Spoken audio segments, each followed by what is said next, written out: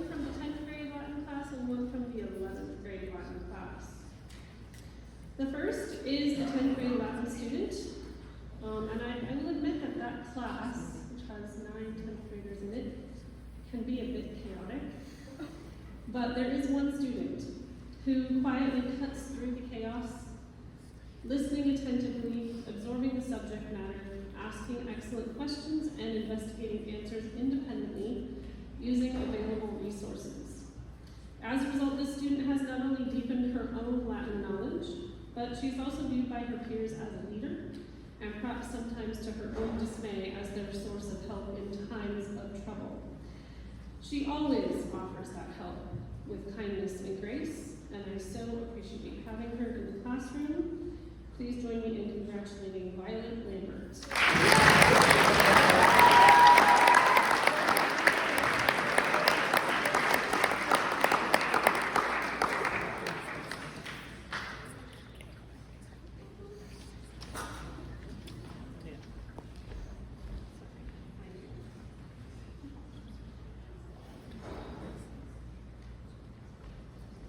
And similarly, in the 11th grade Latin class, which is considerably smaller and a bit less chaotic, there is a standout student who works quietly, steadily, and with deep focus.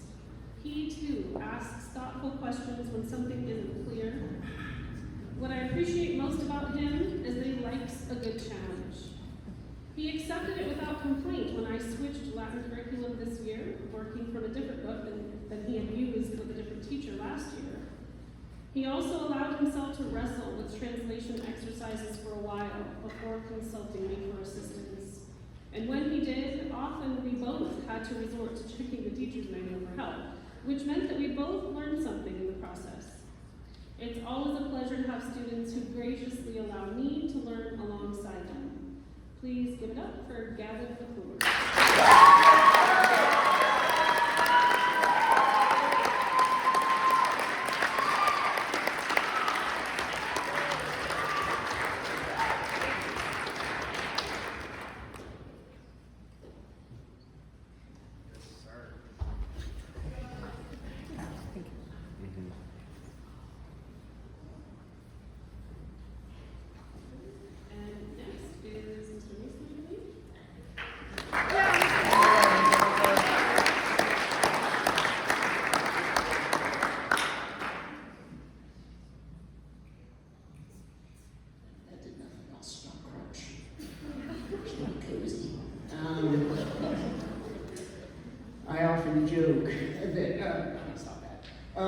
I often joke that as a teacher of humanities and ancient world history, it is my job to know everything about everything that has happened since things started happening. From the birth of civilization in Mesopotamia and Egypt to the Enlightenment period and its inspiration of the forefathers of our nation. Students will ask me questions about these vast subjects and be shocked if I don't have an immediate and thorough answer. All of this to say, humanities is not a class that is easy to excel in. When I was taking on the responsibility of teaching this class this year, I was told to not feel pressure to nominate a student of the year for humanities, because some years there just isn't a student who truly grasps the scope of such an expansive course. Yet from early in the school year, I had no question that this group of seniors understood the gravity of what they would learn, and one student in particular shone above the rest. Every day the students showed up, took diligent notes, and when the time came, they translated those notes into detailed and well-constructed exam responses. The student asked sharp, exploratory questions. They showed a knowledge of the material rather than a lack thereof. When writing, they showed an interest in each time period assigned and came up with compelling and original questions to explore with rigorous research that matched college-level expectations. In particular, I enjoyed learning about how Harry Houdini stopped spiritualism in the United States. It's fascinating. And to know humanities is to understand the world. And this student has the whole of it in their hands. They have fully grasped the idea that nothing just is, that everything happens for a reason, and often with an inspiration. Through every step of this capstone course, they have shown understanding of these inspirations to a level that inspires me as a teacher and someone with a deep love and passion for this this material. I am immensely proud of this student and the hours of effort that they have put in to grasp the foundations of our civilization, what it means to live in the United States, and the ideals that spark the eternal flame that is the heart of this nation. With that, I proudly recognize Oceana Sams as a humanities student.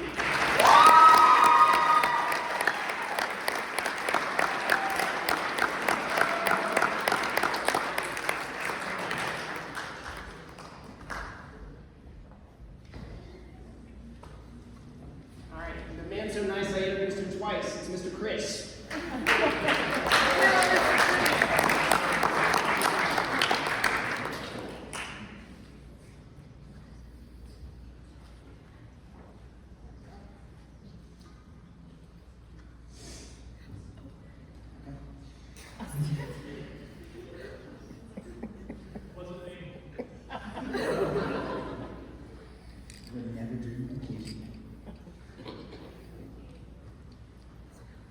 There is a concept in art, and it relates very specifically to the artist.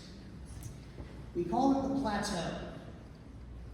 It is called such because as you learn and grow as an artist, you climb, right? You get better, you get better, you get better, you get better, and then you reach this point.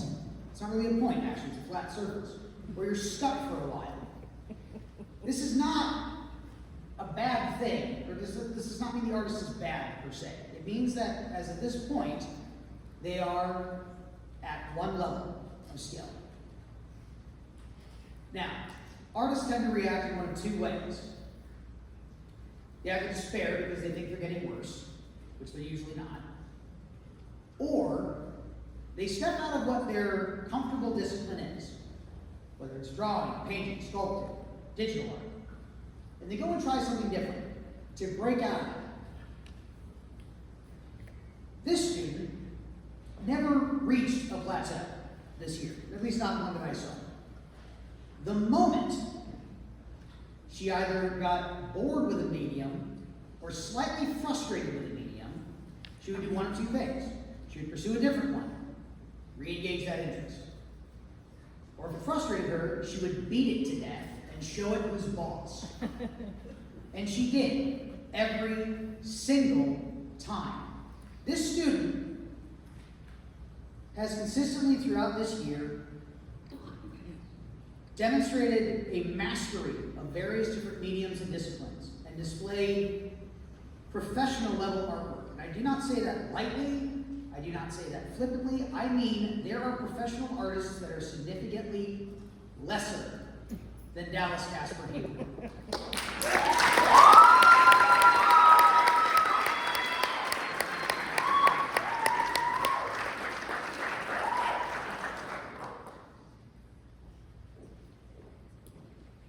And now, Dr. Bill.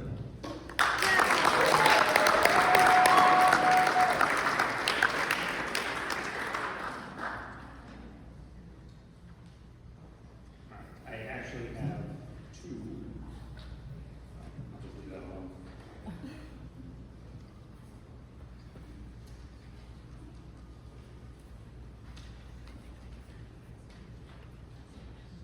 For science student year, I'm blessed to have a good number of excellent students who all earn very good grades. But it does make trying to select a science student of the year a challenge. So I need to look at the intangibles, not just those who earn top grades. I considered participation in classroom discussions. I considered work ethic. I asked myself, which of my students clearly demonstrates that they pay attention to lectures, that they thoroughly read the text, and who ask thoughtful questions? That narrows the list some, but not enough. Next, I need to consider which students seem to genuinely enjoy the subject matter. Which students are curious and excited about the class they are taking. There are many students who meet various combinations of these traits, but in the end, I chose one student for my freshman class and one student for my junior class. For the Earth Science Student of the Year Award, I selected Naomi Sams.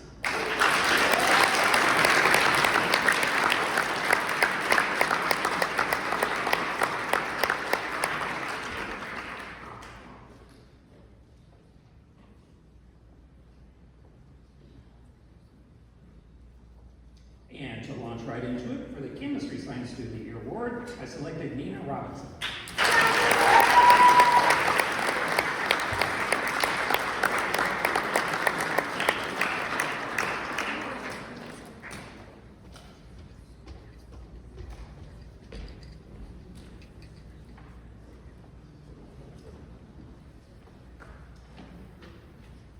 And now I will turn things back over to Mrs. Kate.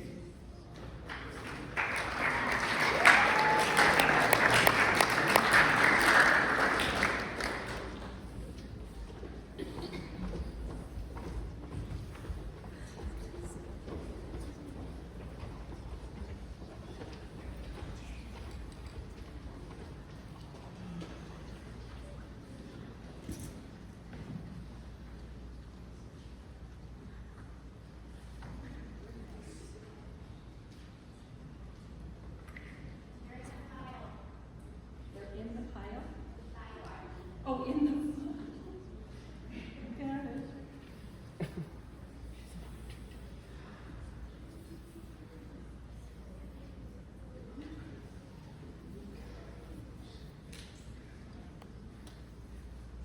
All right, here we go. We're going to try it one more time, see if I can do it. Don't think so, but I look at it. Okay. School spirit. The Award for School Spirit recognizes the student who embodies enthusiasm, pride, and a sense of community within JMPS. The student chosen for this award consistently demonstrates these qualities and inspires others to join him. He creates such a positive atmosphere on campus, on the court, and in the stands or the sidelines. His energy and enthusiasm is contagious. This year's School Spirit Award winner is Kirsten.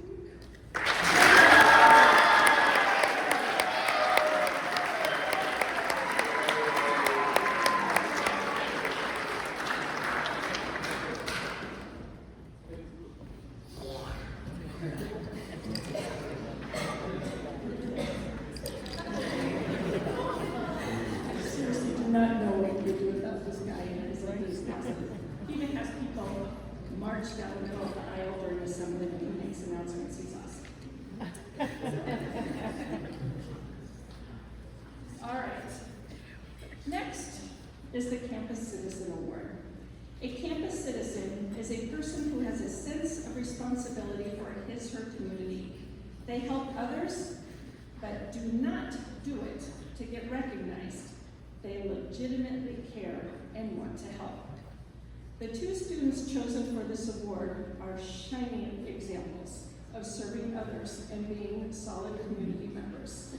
The winners of the Campus Citizen Award for this year are Cato Sinro and Ashton Gribble.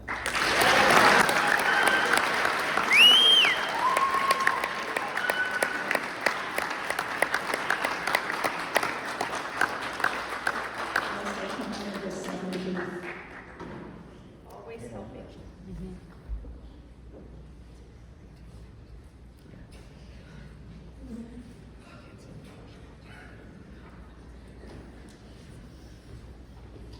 See, even encourage me as I go. Get up. The next one is true grit.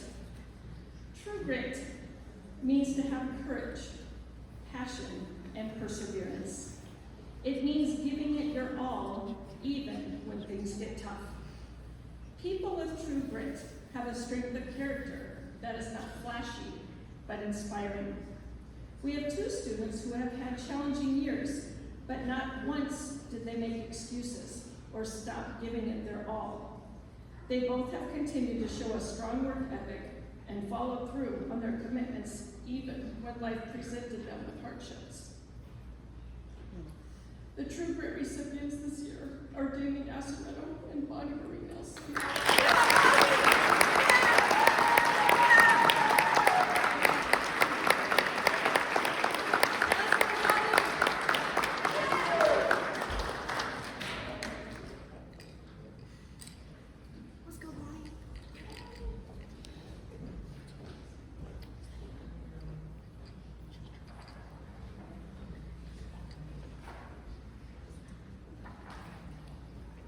Next is the greatest improvement.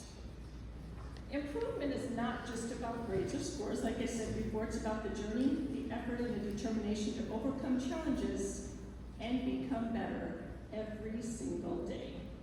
This student has shown remarkable growth this year. And I remember her when she was wee little. much growth since then.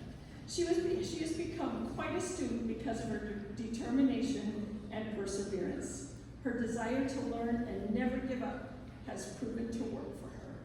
This year, the greatest improvement goes to Morgan McKenzie.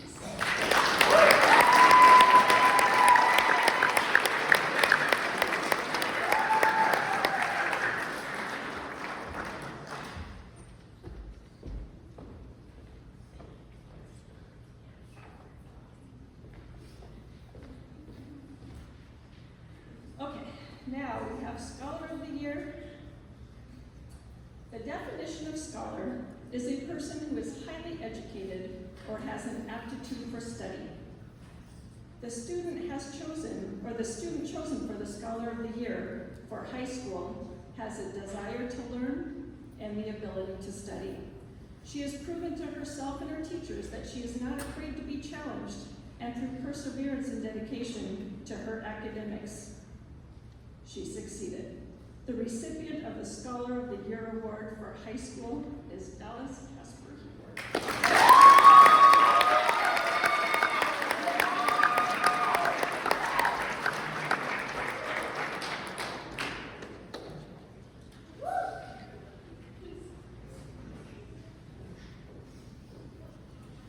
And then this year, the high school teachers have chosen a Person of the Year. The Person of the Year Award is an award given to a student who has shown academic achievement, character, and is involved in extracurriculars. The recipient of this award shows an unwavering commitment to excellence in all aspects of her life. She is an excellent student who has passion for learning. She is one who demonstrates character and upholds her values no matter what. She is a competitive athlete who will put in whatever it takes to be the best she can be on the court and or in the sand. This year's High School Person of the Year is Ken Higgins.